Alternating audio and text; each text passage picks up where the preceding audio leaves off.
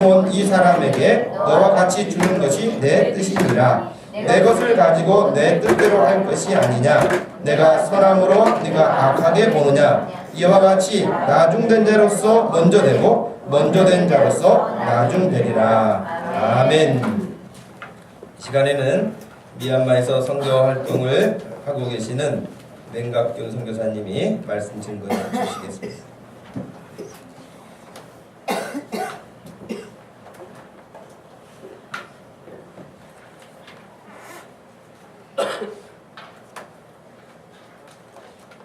할렐루야. 네. 반갑습니다. 주일 오전 예배는 보통 담임 목사님이 설교하시고 주일 오후 예배 때만 이제 초청해 주시는데 그래도 동기 목사가 왔다고 오전 예배 이렇게 귀한 시간 주셔서 너무 엄청 감사하고요. 저희가 92년도부터 92, 3, 4 3년 다니고 95년도에 저희가 졸업을 했는데 졸업한 후에 한 번도 못 만나뵙다가 지난번 필리핀에서 우리 목사 이제 세미나 오셨을 때 거기서 처음 뵙고 그래서 이제 인사를 나누게 되었고 제가 이제 한국에 들어오면서 목사님하고 연락해서 이렇게 오게 되었습니다. 처음 만나 뵈니까 저에 대한 소개를 좀 하는 것이 아마 예의일 것 같은데 내일이 무슨 날이죠? 4월 18일. 네, 4월 불교의 가장 큰 이제 행사일인데 제가 태어나서 20살 대학교 들어가기 전까지는 이 4월 초파일만 되면 어릴 때부터 쌀자루를 짊어지고 절에 갔다 바치는 그런 집안에서 제가 태어나 자랐습니다. 그래서 불교에 대해서는 제가 많이 안다고 해도 아마 틀린 말이 아닐 텐데 그래서 한 번도 다른 사람들은 그래도 크리스마스 때 뭐 과자 얻어 먹으러 교회를 갔다고 하는데 저는 20살 되니까 한 번도 교회 문턱을 넘어본 적이 없고 이제 선교사가 세운 학교에 들어갔기 때문에 학문으로 기독교 개론을 처음 접하게 되었고 채플 시간에 참석 안 하면 이제 졸업을 못하니까 반강제적으로 채플 시간에 들어가서 예배를 드려보았고 그러다가 하나님이 저를 사랑하셔서 저를 부르시려고 하는 목적으로 저에게 이제 질병을 주셨는데 이 가슴이 눌리는 이 병 때문에 참 고통스러워할 때 이 교수님이 너도 예수 믿어야 될 병을 하나님 주신 것 같다고 하시면서 전도해 주셔서 그래서 교수님 따라 이제 교회를 가면서 제가 이제 하나님을 만나게 되었는데 하나님을 만나고 나니까 인생이 이제 새로워지더라고요.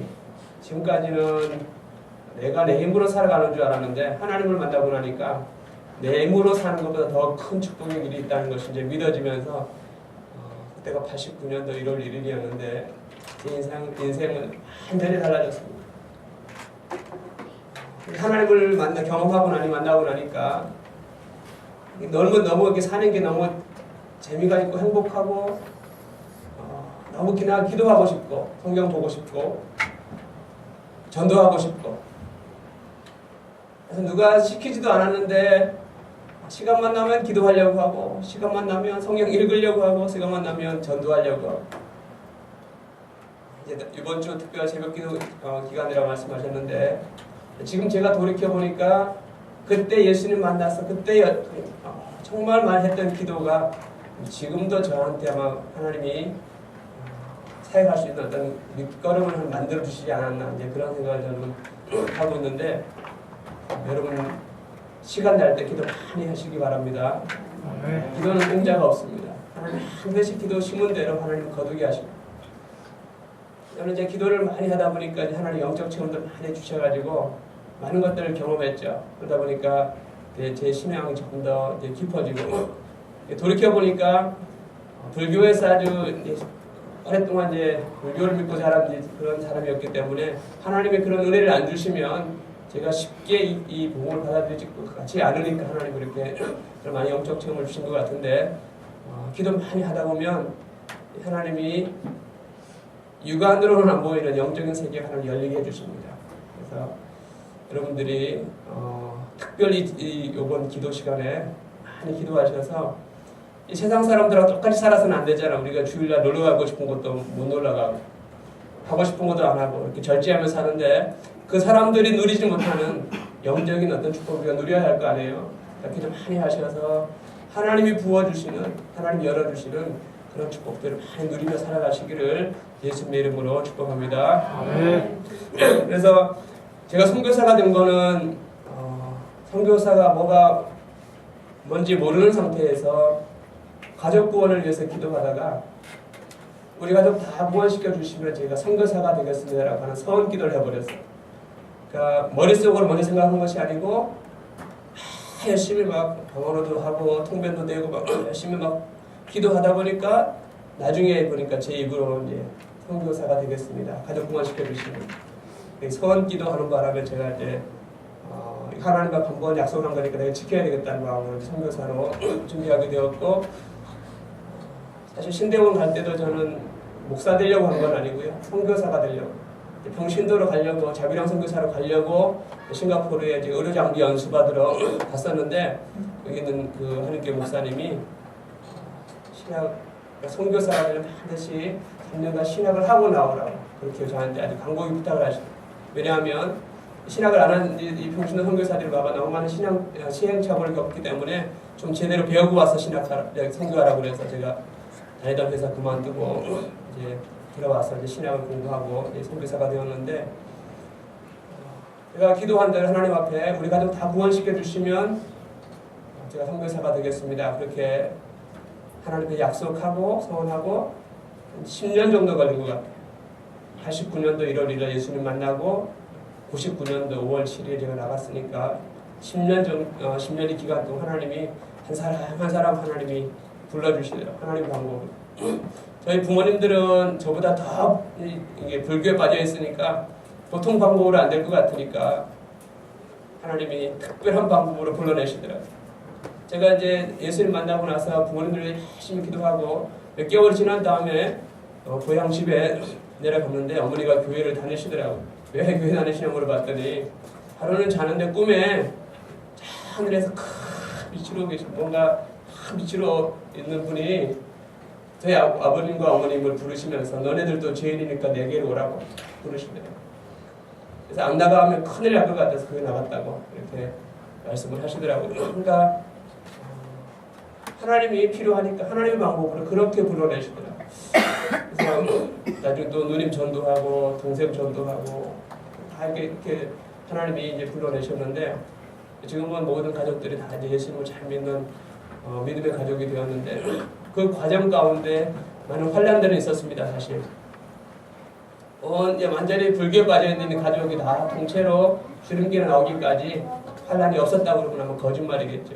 많은 이제 환란들이 있었는데, 근데 지나고 보면 하나님 은혜였고, 또 지나고 보면 하나님 많이 기도하시게 하신 이유가 그런 환란들을 잘 뛰어넘게 하시려고 하나님이 기도시키셨구나 하는 그런 생각이 이제 들고 있습니다.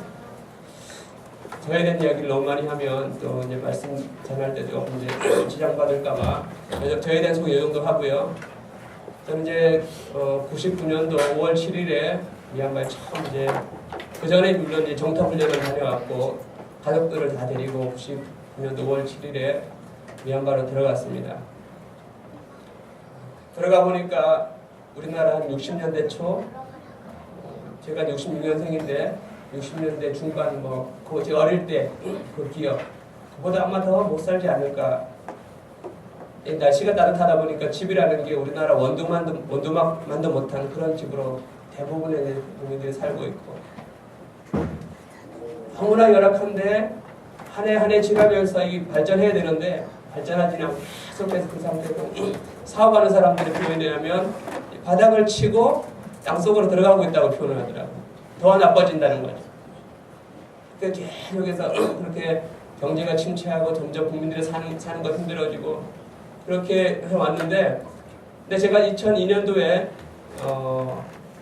사역을 이제 시작을 하면서 초등학교를 졸업하고 중학교를 가야 되는데 돈이 없어서 중학교를 못 가는 아이들을 50명을 전국적으로 제가 공부 좀 할 수 있는 아이들 모집을 해서 양구원으로 수도로 데리고 와서 기숙학원, 기숙사를 건물을 지어서 50명을 먹이고 재우고 학교 보내는 사역을 2001년도에 땅 사고 건물 짓고 2002년부터 시작을 했습니다. 2002년도에 제가 주일날 예배에 설교하는데 원고에도 없는데 제 말 가운데 제가 설교하면서 이런 말이 튀어나왔어요. 10년 뒤면 이 나라가 바뀌니까 여러분이 열심히 준비하라고. 10년 뒤에도 이 모양 이 꼴이 아니고 10년 뒤에 이 나라 바뀔 겁니다. 열심히 준비하면 반드시 하늘 여러분 때가 올 겁니다. 그 말을 하는데 제 가슴이 막 뜨거워지는 거예요. 저도 막 깜짝 놀라요. 제 가슴이 막 뜨거워지니까. 그리고 예배 끝나고 나서 왜 하나님이 이렇게 내 가슴을 뜨겁게 만드셨을까? 그래서 그때부터 제가 그때 했던 말을 마음에 두고 10년 뒤면 이 나라가 바뀐다. 10년 뒤에 분명히 이 나라가 개방이 되어지고 분명히 변한다는 확신을 가지고 미얀마 이제 현지 목사님들 만나면 대화하는 가운데 10년 뒤면 미얀마 바뀌니까 우리가 준비하자고 사람 키우자고 그런 이야기를 많이 했는데 근데 그 이야기가 퍼져가지고 다른 사람을 통해서 저기에 들어오더라고요. 10년 뒤면 미얀마가 바뀐다고 그랬냐고. 근데 그때 제가 하찮은 생각이 드는 거예요. 그때가 이제 사회주의 국가, 군사 독재 국가니까 선교사가 자유롭게 활동할 수 없는 나라이기 때문에 잘못하면 이 이야기가 정부 고위 관련들 귀에 들어가면 제가 추방될 것 같은 이 불안감이 드는 거예요. 그래서 다른 사람들 저한테 그런 얘기하면 나는 그런 얘기 안 했다고 모르는 얘기라고 다른 사람 얘기 잘못 전달된가 보다. 그리고는 더 이상 얘기를 안 했는데 여러분 이제 TV를 통해서 소식을 듣고 있잖아요. 작년 연말에 힐러리 클린턴이 들어갔다 오면서 놀랍게 지금 변하고 있습니다. 12년 동안 전혀 꿈쩍하지 않던 이 나라가 1년 사이에 너무 많이 변하는 거예요.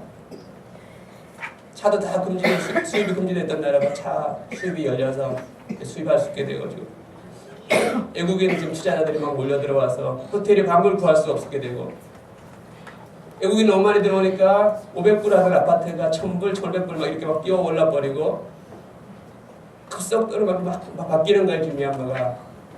저희가 있을 때 700명 정도 우리 한국 교포가 있었는데 지금 2000명 넘 3000명 뭐 이렇게 된다고 그러고 교포가 9월 달부터 직항이 양곤으로 바로 들어가는 한국에서 가는 직항이 뜬다고 그러고 이렇게 지금 바뀌고 있는데 근데 곰곰이 제가 계산을 해보니까 1962년도에 미얀마가 사회주의 국가가 된 거예요. 1962년도. 2012년이면 몇 년이죠? 1962년에서 2012년이면 50년이잖아요. 50년이면 뭐예요? 성경에서 희년이잖아요. 하나님이 50년 동안 고난을 주시더니 이제 희년이 되니까 하나님이 이제 미얀마를 이제 개방시키면서 선교사들한테는 사실은 좀 어려움일 수 있습니다. 왜냐하면 우리는 한국에서 돈을 가져다 써야 되는 사람인데 물가가 너무 올라가는 거예요. 집세도 500불 1000불로 올라버리고 그렇다고 다른 나라처럼 지방으로 우리가 갈 수 있는 건 아직까지는 안 됩니다. 양곤에만 살아야 되고 어쩔 수 없이 비싼 집을 얻어 살아야 되는데 선교사들한테는 조금 이기긴 하지만 앞으로 사역으로 활짝 열려서 다만 일들을 아마 하게 되지 않을까 그런 생각을 해봅니다. 제가 서두에 이 말씀을 드리는 이유는 혹시 여러분 가운데 삶에 고난이 있고 이 고난이 언제쯤 끝나냐고 너무 힘들어하시고 인내가 많이 필요하신 그런 환경에 있는 분들이 계시다면 때가 되면 분명히 하나님은 회복시키신다는 겁니다. 미얀마 목사님들이 저한테 그러는 거예요. 우리가 뭔 죄가 됐다고 이렇게 사회주의가 되고 군사 독재가 되어서 이렇게 우리가 지금 이 가난 속에서 헤매야 되냐고 자꾸 저한테 지금 질문을 하는 거예요. 이스라엘 백성들은 애굽에다가 이제 구출해 주셨는데 왜 우리는 그냥 이 군사 독재에다 집어넣어가지고 이렇게 고난받게 만드냐? 그때마다 제가 때가 되면 하나님이 일하실 거다고. 때가 아직 안 되었으니까 우리가 좀 더 인내하고 기도하면 우리가 더 많이 기도하면 하나님이 그 시기를 단축시킬 거라고 제가 그렇게 이뤄가고 했는데 혹시 여러분 가운데 어려움이 있다면 끝까지 잘 인내할 수 있기를 바랍니다. 분명히 하나님은 살아계시고 그분 우리의 삶 가운데 개입하시고 역사하십니다. 그런 확신을 가지고 여러분 삶에 좀 어려움이 있다 할지라도 끝까지 믿음으로 승리할 수 있기를 예수님의 이름으로 축복합니다. 자, 오늘 본문을 한번 들어가 보겠습니다.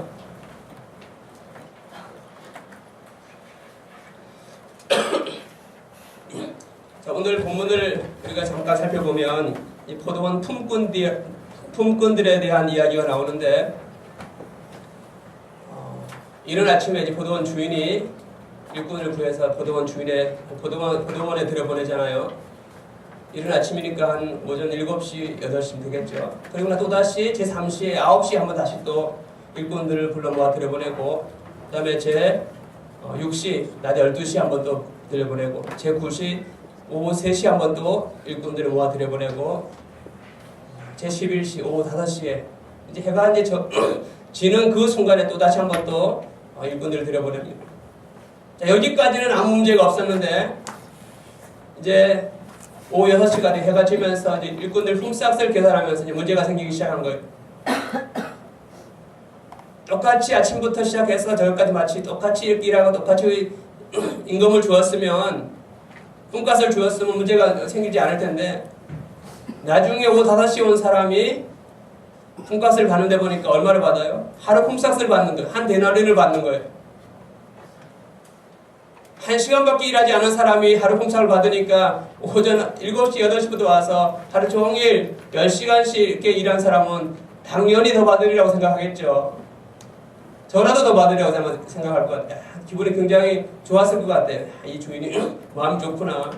1시간밖에 일하지 않은 사람한테 이 하루의 품삯을 주니까 우리는 하루 종일 땡볕에서 고생했으니까 분명히 2데나리온 3데나리온 줄 거다. 이렇게 기대하고 있었는데 완전히 기대가 빗나가 버렸죠. 똑같이 오후 3시에 온 사람도, 12시에 온 사람도, 9시에 온 사람도, 7시에 온 사람도 똑같이 한 데나리만 주는 거예요. 당연히 먼저 온 사람들이 이제 불만이 생기는 거예요. 막 불평을 하잖아요. 도대체 이럴 수가 있냐? 저 사람들하고 우리하고 똑같이 대우하는 게 말이나 되냐고. 말도 안 된다고. 그럼 막 불평하자. 그때 이 포도원 주인이 뭐라고 말해요? 난 너희에게 잘못한 것이 없다. 너가 처음에 아침 7시에 포도원에 일하러 들어가면서 한 데나리온 나하고 약속하고 일하기 시작하지 않았느냐? 나는 너한테 절대 잘못한 게 없다. 내 것을 가지고 내가 마음대로 베푸는데 네가 왜 시비 거냐?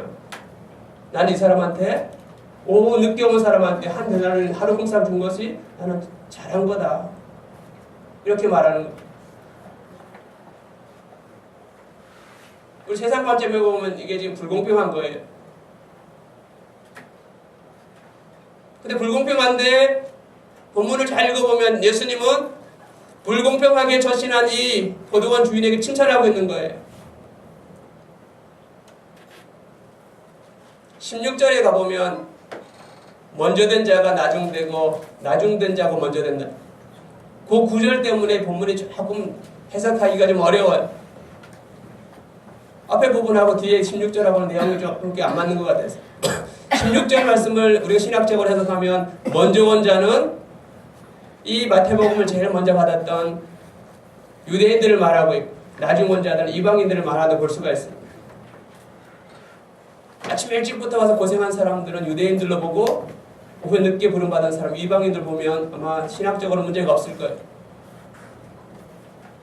근데 앞으로 1절부터 15절까지 내용은 예수님이 지금 어디에 초점을 맞추고 지금 말씀하고 계신지 잘 살펴보아야 합니다. 여러분 1절을 한번 다시 한번 읽어보겠습니다. 1절을 읽어보면 다 같이 시작. 전국은 마치 품꾼을 얻어 포도원에 들여보내려고 이른 아침에 나간 집 주인과 같으니.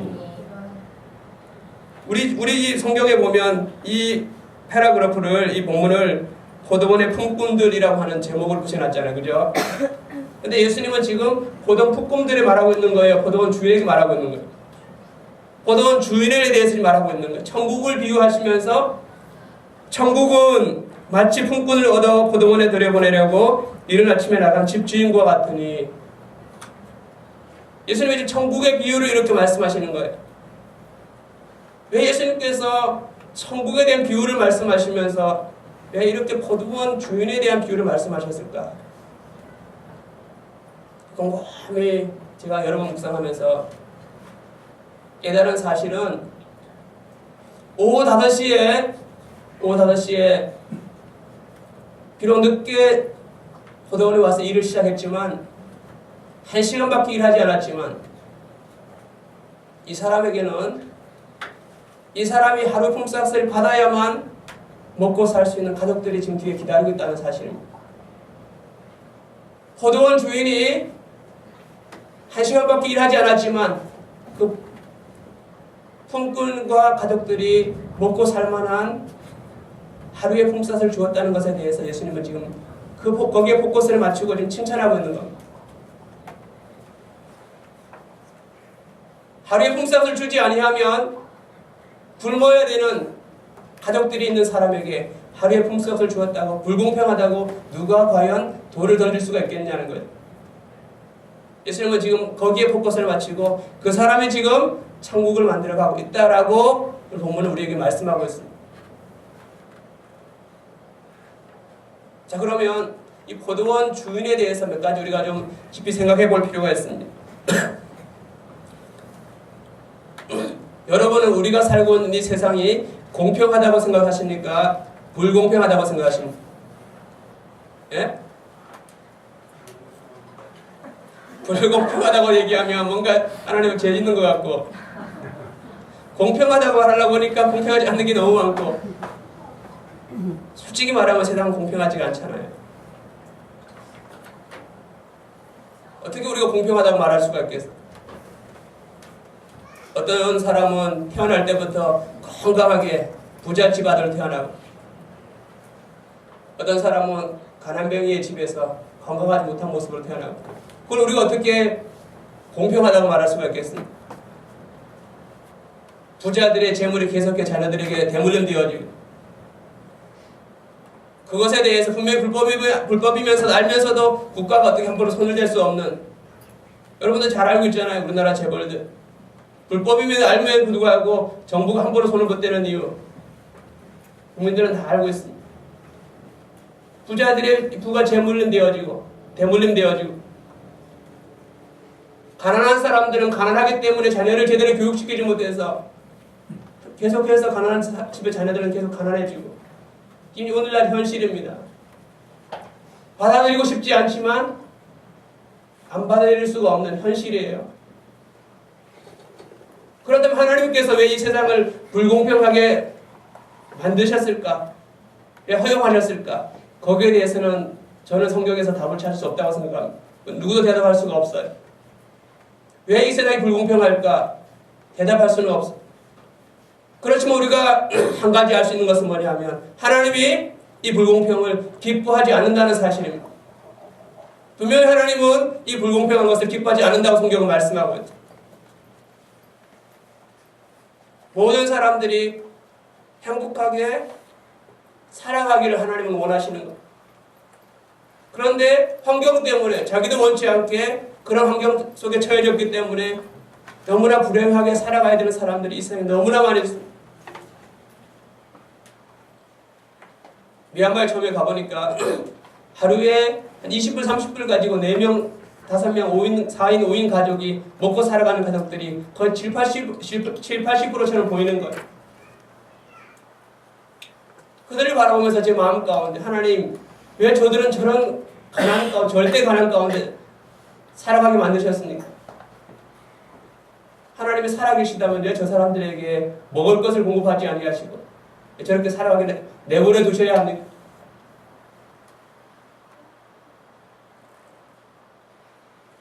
하나님이 왜 불공평한 것을 불공평하도록 놔두셨는지 우리가 알 수 없지만, 우리가 알 수 있는 것은 하나님이 불공평을 기뻐하지 않는다는, 누군가에 의해서 이 불공평이 공평하도록, 공평한 세상이 되도록 하나님은 원하신다는 겁니다.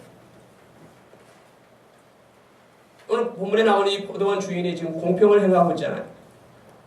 하루 종일 일한 사람과 한 시간 일한 사람 똑같이 한 데나리를 주면서 공평한 세상이 되도록 지금 포도원 주인을 지금 만들어가고 있습니다. 세상의 논리로 보면, 세상의 시각으로 보면 이 포도원 주인 분명히 지금 잘못한 거예요. 불공평하게 지금 행동하고 있습니다. 근데 하나님 나라의 차원에서는 착하고 충성된 종이라고 오늘 본문을 말씀하고 있습니다. 자, 그럼 우리가 어느 가치 기준에 어느 것의 가치 기준을 두고 살아갈 것이냐는 거예요. 세상 기준이냐 하나님 나라 가치 기준이냐. 저와 여러분은 하나님을 믿고 성경을 믿고 살아가는 사람들이기 때문에 세상 가치 기준이 아니라 하나님 나라 가치 기준을 두고 우리가 살아가야 될 줄로 믿습니다. 포도원 주인을 오늘 본문은 예수님이 칭찬하고 있습니다. 저는 청소년들에게 우리 아이들이 같이 예배드리는데 늘 강조하는 내용이 있습니다. 차별을 당하지 아니하고 차별을 철폐하기 위해서 너희들이 성공해야 된다. 실력이 없으면 차별을 당할 수밖에 없지만 실력을 키우면 차별을 철폐해 나갈 수가 있다.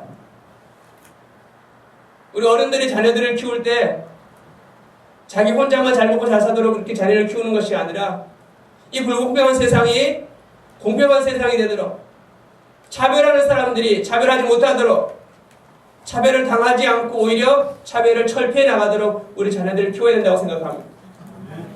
그래서 우리 자녀들이 실력을 갖출 수 있도록 불공평한 세상을 향해서 거슬러 올라갈 수 있도록 그렇게 우리 자녀들을 키워야 된다고 저는 생각합니다.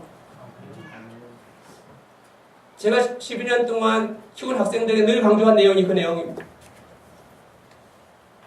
이 세상은 불공평하지만 우리가 실력을 키워서 공평한 세상이 되도록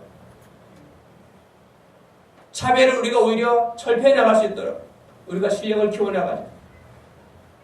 내가 여러분 앞에 엎드려 줄 테니까 여러분들이 나를 밟고 일어서서 성공해서 실력 있는 사람이 되어서 영향력 있는 사람이 되어서 여러분보다 더 어려워 있는 사람들에게 도움을 주고 그들에게 복음을 전하고 천국을 확정해 나가는 사람으로 살아갔으면 좋겠다라는 말을 늘 강조해 왔습니다.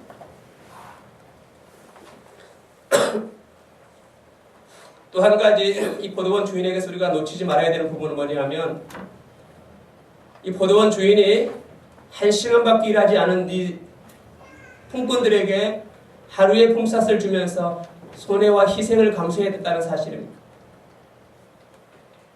예를 들어 하루의 품삯이 10,000원이라면 1시간밖에 일하지 않았기 때문에 1,000원만 주어도 그 주인은 아마 그 포도원 품꾼들은 아마 너무나 고마워했을 것입니다. 불평하지 않았을 것입니다. 근데 하루의 품삯을 고스란히 주었습니다. 그러면서 9시간에 대한 손해를 보게 된 거예요. 우리가 이 세상을 아름다운 세상으로 천국으로 만들어가기 위해서는 포도원 주인처럼 손해와 희생을 감수하는 자로 그렇게 살아가야 될 줄 믿습니다. 이 세상의 부자들이 가진 자들이 성경 말씀에 입각해서 살아간다면 가난에 허덕일 사람은 아무도 없습니다. 너무나 많이 가지고 있음에도 불구하고 자기만 움켜쥐고 있고 가난한 이웃들을 향해서 손을 열지 않기 때문에 가난한 사람들 계속해서 가난에 허덕여만 되는 그런 세상 구조로 되어 있습니다. 이 세상에는 두 종류의 부자가 있습니다. 한 종류는 자기 자신만을 위해 살아가는 부자가 있고 한 종류는 가난한 이웃을 향해서 하나님 나라를 위해서 손을 열고 계속해서 물질을 흘려보내는 하나님 주고 흘려보내는 부자들도 있습니다. 그런 분들을 얼마나 많이 아실지 모르지만 저는 선교하다 보면서 그런 분들을 많이 만납니다. 열심히 일해서 하나님 복을 받아서 가난한 이웃들을 위해서 선교를 위해서 열심히 물질을 흘려보내는 사람들 많이 있습니다. 우리하고는 거리가 좀 멀어서 너무 액수가 커서 여러분들에게 은혜가 될지 안 될지 모르겠지만 한동대학교 잘 아시잖아요. 한동대학교 국제학교가 얼마 전에 몇 년 전에 세워졌죠. 선교사 자녀들을 위해서. 한동대학교는 그 전에 세워졌고 중고등학교 국제학교가 몇 년 전에 세워졌는데 그 세워진 내용을 들어보니까 한동대 구총장이었던 장로님이 은퇴하시면서 이제 선교 동원가를 하신 거예요. 선교 동원가를 나서가지고 포레버 21이라고 하는 미국에서 의료사업 하는 한국 기업가가 있습니다. 젊은 애들 물어보면 포레버 21 메이커에 대해서 물어보면 잘 알고 있더라고요. 그분에게 찾아가서 자기 비전을 말하는 거예요. 선교사 자녀들이 선교지에서 학교를 다니는 학교가 없어서 너무 많은 어려움을 겪고 있는데 한동대에다 국제학교를 세웠으면 좋겠다고 비전을 쭉 설명하고 나서 이만한 돈이 필요합니다. 제가 5년 안에 50억을 제가 기부하겠습니다. 5년이 되기 전에 다 50억을 다 내놓았다고 기부했다고 그렇게 궁금하셨다고 그렇게 얘기하더라고요. 그래서 항동대 국제학교가 세워져서 선교지에서 학교 보낼 수 없는 선교사님들 자녀들이 많이 그 학교에 다니고 있어요. 필리핀에 보면 페이스 아카데미라고 선교사 자녀 학교가 있는데 한국 학생들이 너무나 많이 들어오니까 학교에서 굉장히 한국 사람들 싫어한대. 미국에서 세운 학교인데 한국 학생들이 너무나 많이 들어오니까 근데 이 장로님이 또그 포레버 트레이닝원 사장님을 찾아가서 그 상황 설명을 하고 학교에 우리가 체육관을 하나 지어주고 한국 학생들이 마음껏 들어갈 수 있도록 길을 열었으면 좋겠다. 근데 그분이 또다시 제가 해드리겠습니다. 20억. 우리 아버지는 거리가 멀죠. 세상에는 이렇게 멋있게 사는 사람들도 있습니다. 자기를 위해서 열심히 아끼지만 열심히 노력해 사업해서 하나님 나라를 위해서 가난한 이웃들을 위해서 필요한 자들을 위해서는 그런 부자들 멋있게 사는 부자들도 있습니다. 제가 바라기는 제가 미얀마에 미션 스쿨을 초중고 대학까지 세우려고 그런데 기도하고 있는데 그런 분들이 많이 연결이 되어서 정말 멋있는 학교가 세워져서 포레버 트레이닝원 사장님 같은 인물들을 길러내고 포도원 주인 같은 이런 인물들 많이 길러냈으면 좋겠습니다.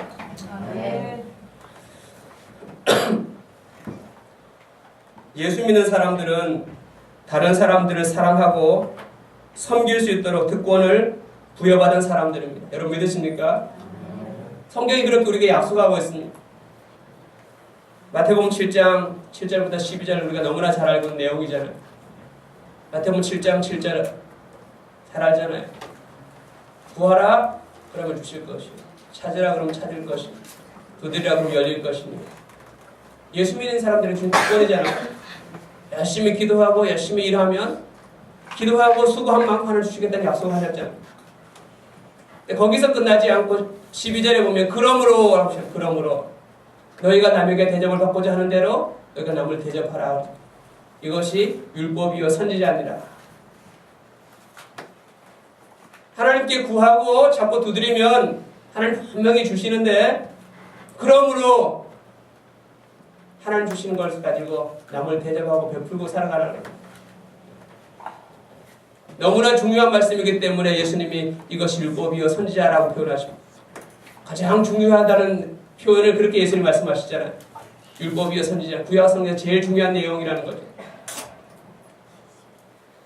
우리말 성경에는 대접이라고 하는 남에게 대접을 받고자 하는 대로 너희가 남을 대접하라. 대접이라고 하는 단어를 번역을 했는데 미얀마 성경에 보니까 미얀마 단어를 뷰라고 하는 단어, 영어 동사 두 동사를 사용해요. 모든 동사들을 다 집어넣어도 된다는 내용이. 남에게 섬김을 받고자 하는 대로 너희가 남을 섬기라. 남에게 대접을 받고자 하는 대로 남을 대접하라. 남에게 사랑을 받고자 하는 대로 남을 사랑하라. 이것이 율법이요 선지자니라. 여러분 다른 사람에게 사랑을 받으려고 하는 것이 아니라 사랑을 베풀려고 사랑을 주려고 살아가면 너무나 행복한 삶을 살 수 있습니다. 부부 사이도 여러분 잘 보십시오. 사랑을 받으려고 하면 불행이 시작됩니다. 살아보셨으니까 알잖아요. 얼마 전에 필리핀에서 저희 아내하고 제 큰 딸아이하고 이제 컴퓨터 스카이프로 이제 대화하면서 제 옆에서 우연히 들었는데 이런 말을 하더라고요. 큰 딸아이가 엄마는 아빠한테 고마워해야 돼요. 그러더라고요. 무슨 말인가 좀 그 얘기를 좀 그냥 들었더니 지금까지 우리 가정이 이렇게 무난하게 잘 유지되어 올 수 있었던 것은 아빠가 엄마를 더 많이 사랑했기 때문이야. 그러더라고요.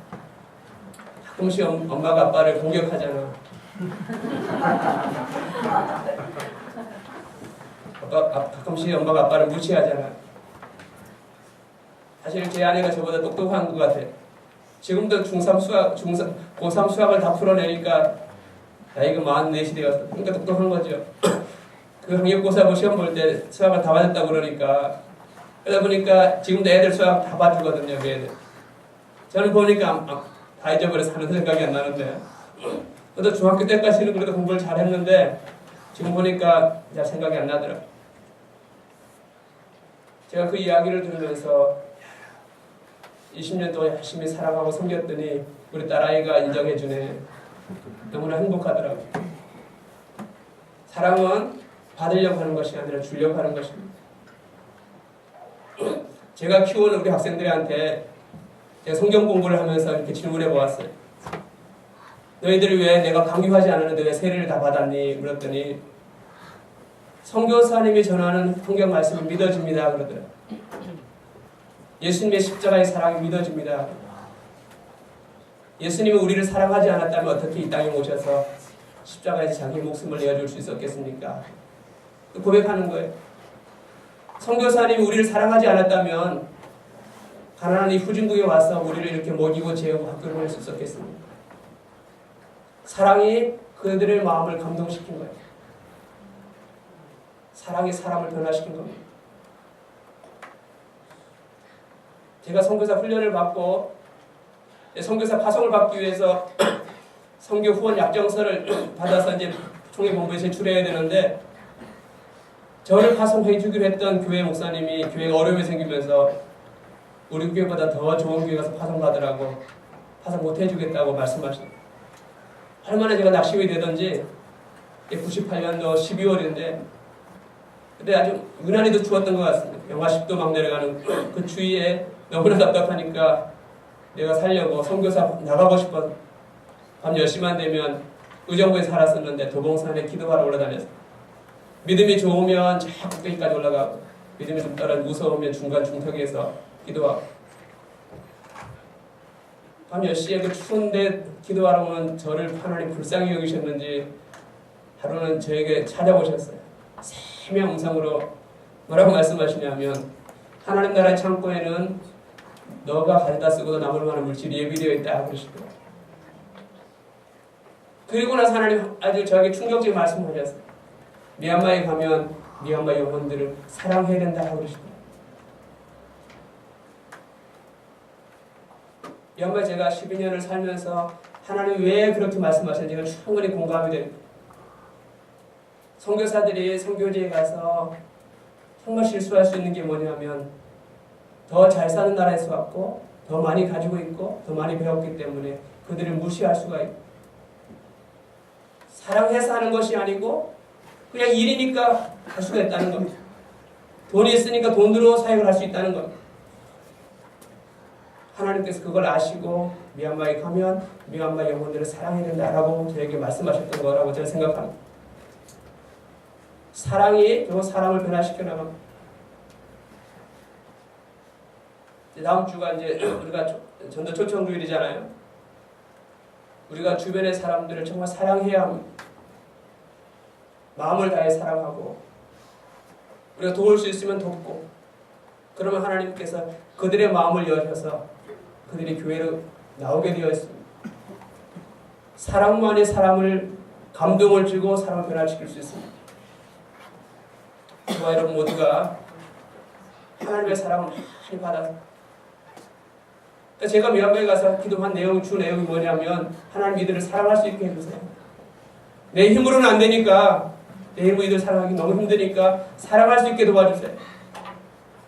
그런 기도를 많이 드리다가 하나님 정말 사랑하는 마음을 주시더니 사랑하는 마음을 주고 그들 정말 사랑하니까 그들이 저를 너무 좋아하는 거, 제 편이 되어주는 거. 그러면서 일들이 막 열리기 시작해요. 남은 여러분의 생애를 저와 여러분의 생애를 사랑하며 살 수 있기를 예수님의 이름으로 축복합니다. 아멘.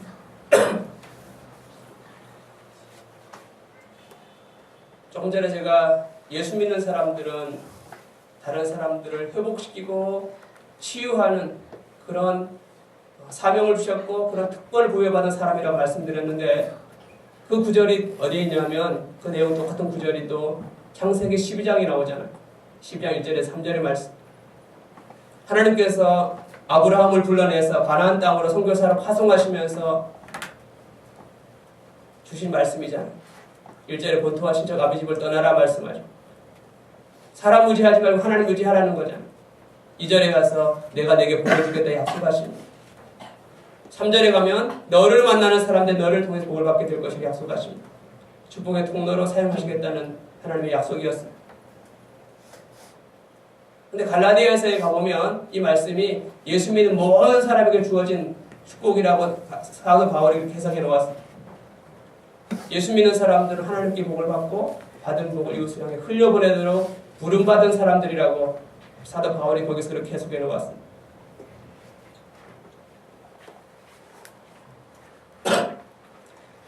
오늘 설교 제목을 천국을 만드는 사람들이라고 제가 붙여보았습니다. 예수를 믿는 사람들은 천국을 만드는 사람들, 천국을 확장해 가는 사람들입니다. 내가 예수님을 만나서 구원의 감격을 누리고 그 감격 이웃들에게 전하는 사람들이 예수 믿는 사람들입니다. 예수님을 전하지 않는 사람들은 예수 믿는 감격을 모르는 사람들입니다. 예수님을 만나면 그 감격이 이웃들에게 흘러가게 되어 있습니다. 여러분 자신을 한번 곰곰이 들여다보십시오. 왜 예수님을 전하지 않는지. 감격이 없는 거예요. 예수 믿으면 너무나 행복한 감격이 없는 거예요. 예수 믿으면 행복한 감격이 있으면 그 감격이 이웃을 향해서 흘러가게 되어 있습니다. 예수님을 믿는 사람들이 또 한 가지 해야 되는 일이 있습니다. 이웃을 사랑하고 섬기는 일입니다. 이것은 예수님을 전하는 일만큼 아주 중요한 일입니다. 예수님을 믿는 사람들은 이웃을 사랑하고 세상을 치유하는 일에 부름받은 사람들입니다. 제가 내린 성교에 대한 정의는 복음 전도와 이웃 사랑 실천입니다. 성교가 애국에 나가서 복음 전하는 게 아니고 국내든 국외든 성교는 복음 전도와 이웃 사랑 실천이라고 저는 생각합니다. 예수님께서 그렇게 사셨고 예수님을 따라 배웠던 사도들이 그렇게 살았고 기독교가 국교가 되면서 차츰차츰 이웃 사랑 실천을 국가로 돌려버리고 교회는 복음만 전하면 된다는 그런 쪽으로 흘러가는 바람에 십자군 전쟁도 당연시하게 되었고 그러면서 기독교가 힘을 잃게 되었다고 성교학자들이 그렇게 말하고 있습니다. 성교는 복음 전도가 이웃 사랑 실천입니다. 세상은 예수님을 믿는 사람들에게 많은 것을 기대하고 있습니다. 세상 사람들에게 생명의 복음을 전해주기를, 상처받은 사람들 치유해주기를 기다리고 있습니다. 오후 5시에 가족을 부양할 수 있는 일거리를 찾아서 행복해하는 포도원 품꾼처럼 우리의 사랑과 섬김을 기다리는 사람들이 세상에는 너무나 많이 있습니다. 거창한 구호를 외치지 않아도 포도원 주인처럼 도움이 필요한 사람들에게 도움을 주고 있는 사람들이 천국을 만들어 가고 있다고 예수님 오늘 본문을 통해서 우리에게 말씀하고 계십니다. 저와 여러분 모두가 우리를 구원해 주신 예수님을 마음을 다해 사랑하고 예수님을 증거하고 예수님 말씀에 순종해서 이웃을 사랑하고 섬기는 자들이 되시기를 예수님의 이름으로 축복합니다. 아멘. 기도하겠습니다.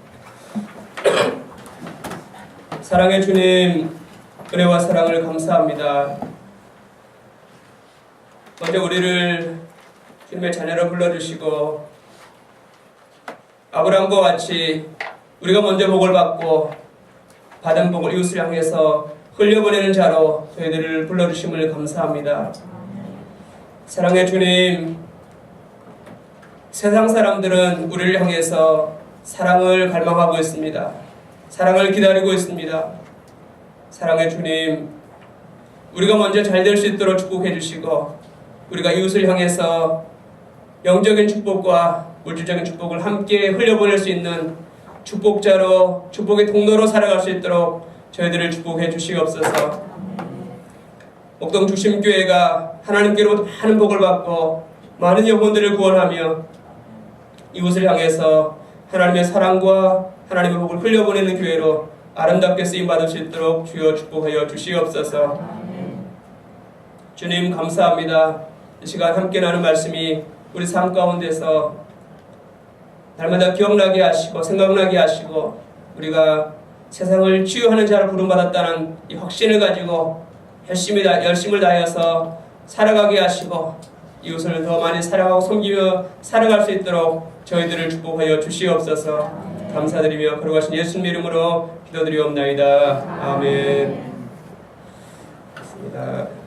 혹시 나중에라도 영상 준비한 거 있는데 혹시 있으면 나중에 한번 보시면 좋겠습니다.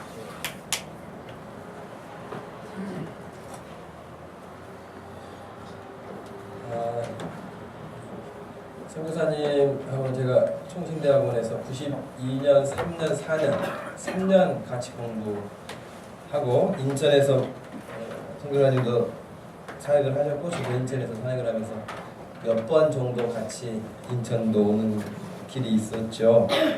그리고 진짜 지난번 필리핀 가서 20년 만에 거의 20년 만에 처음 다시 만났는데 야, 참 선교사님은 선교사님이다 그런 생각을 했다고 제가 갔다 와서 말씀드린 적 있죠. 그 현지인 음식을 드시는데 한 달 굶은 사람처럼 막 손으로 막 이렇게 가지고 얼마나 잘 드시는지. 그리고 건강이 안 좋으셨다고 그랬는데 그래도 참 건강에 비해서 너무 반가웠고 지금 미얀마에서도 학교 사역, 학생들을 길러내는 사역, 선교사님이 연세대학을 나오셨죠, 그죠? 네, 그래서 연세대학처럼 그렇게 미션 스쿨을 세워서 시간이 지나면 그런 학교 되지 않겠어요, 미얀마에서? 여러분 그 일을 놓고 기도하고 여러분 여기 우리 학생들도 열심히 기도해서 훌륭한 교수 돼가지고 그 학교 가기 바랍니다. 할렐루야. 네, 그런 꿈을 좀 가지시고 공부하고 멋있게 하나님 앞에 쓰임 받을 수 있도록 여러분 같이 한번 기도하십시다. 선교사님 건강을 위해서도 기도하시고요. 하나님 우리 교회가 정말 하나님 사랑하고 이웃 사랑하고 순종해서 전도 열심히 하고 영혼 구원하는 큰 일에 쓰임 받을 수 있도록 해달라고 또 다음 주일 전도 주일에도 한번 끝나는 거 지나가는 것이 아니라 계속해서 우리가 영혼을 사랑하고 쓰임 받을 수 있도록 해달라고 이 두 가지만 선교사님 건강과 사역을 위해서 우리 전도 주일을 놓고 한번 같이 기도하겠습니다. 하나님 아버지 고맙고 감사합니다.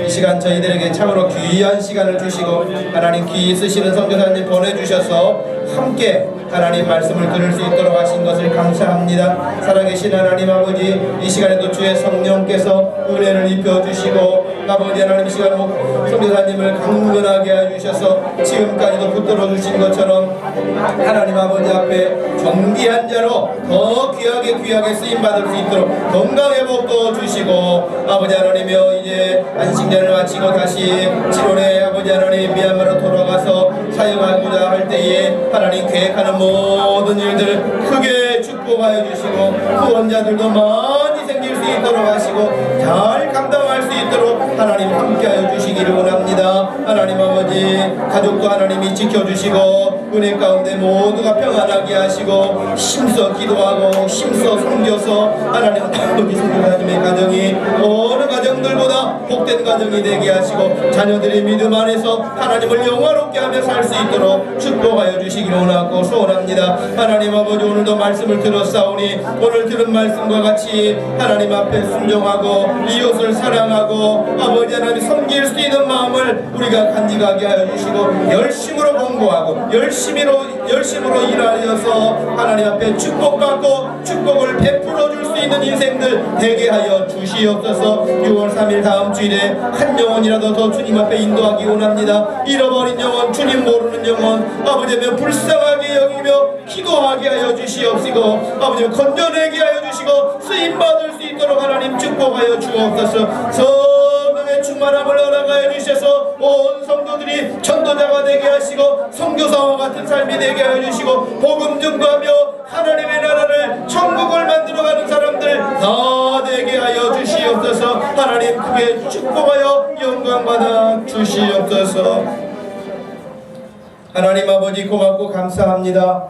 오늘 귀한 선교사님 저희들에게 보내주시고 함께 말씀 듣게 하신 것 감사합니다. 하나님 아버지 포도원 주인과 같이 긍휼의 마음을 품게 하여 주시고 주님의 사랑의 마음을 품게 하여 주시어서 우리 주님 앞에 우리 섰을 때에 잘하였다고 충성된 종이라고 인정받고 칭찬받는 인생 다 되게 하여 주시옵소서. 하나님 아버지 선교사님 미얀마 선교 계획을 가지고 다시 7월에 들어가실 때에 하나님 큰 은혜를 베풀어 주시고 마음껏 사역하시 사실 수 있도록 후원자들을 만들어 주시고 축복해 주시기를 원합니다. 가정도 평안하게 하시고 믿음 안에서 자녀들이 건강하게 신실하게 자라 하나님 앞에 크게 영광되게 하여 주시옵소서. 하나님 아버지, 6월 3일 전도주의를 앞에 두고 뿐만 아니라 앞으로 우리의 평생에 주 예수 그리스도의 복음을 전하며 살게 하시고 많은 사람들이 주님께 돌아오는 큰 일에 쓰임받을 수 있도록 역사하여 주시옵소서. 그래서 우리 모든 성도들이 정말 천국을 확장해가는 사람들 되게 하여 주시고 존귀한 일에 쓰임받을 수 있도록 영혼도 강건하게 하시고 육체도 건강하게 하시고 물질의 복도 받게 하여 축복해 주옵소서. 감사하신 예수님의 이름으로 기도하옵나이다. 아멘. 다같이 자리에서 일어나셔서 찬양 드리고 축도를 읽어주겠습니다.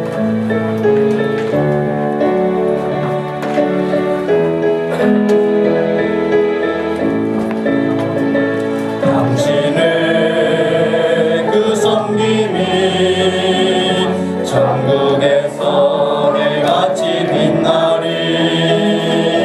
당신의 그 경선이 천국에서 해같이 빛나리. 당신의 그 믿음이 천국에서 해같이 빛나리. 당신의 그 충성이 천국에서 해같이 빛나리. 주님이 기억하시면 좋다리. 예수님 사랑으로 가득한 모습, 천사도 흠모하는 아름다운 그 모습, 천국에서 해같이 빛나리. 당신의 그 순종이 천국에서 해같이 빛나리. 당신의 그 사랑이 천국에서 해같이 빛나리. 당신의 그 찬송이 천국에서 해같이 빛나리. 당신의 그 헌신이 천국에서 해같이 빛나리. 주님이 기억하시면 좋다리. 불타는 사명으로 가득한 모습, 천사도 흠모하는 아름다운 그 모습, 천국에서 해같이 빛나리. 지금은 우리 주 예수 그리스도의 은혜와 우리 하나님 아버지의 측량할 수 없는 큰 사랑과 성령 하나님의 위로 교통하심이 오늘 함께 말씀 듣고 천국을 이루어가기 원하는 사랑하는 모든 성도들과 또 미얀마 선교를 위해서 헌신하시는 우리 선교사님, 그리고 그 가정, 그리고 사역지 위에 지금부터 영원토록 함께 계실지어다. 아멘.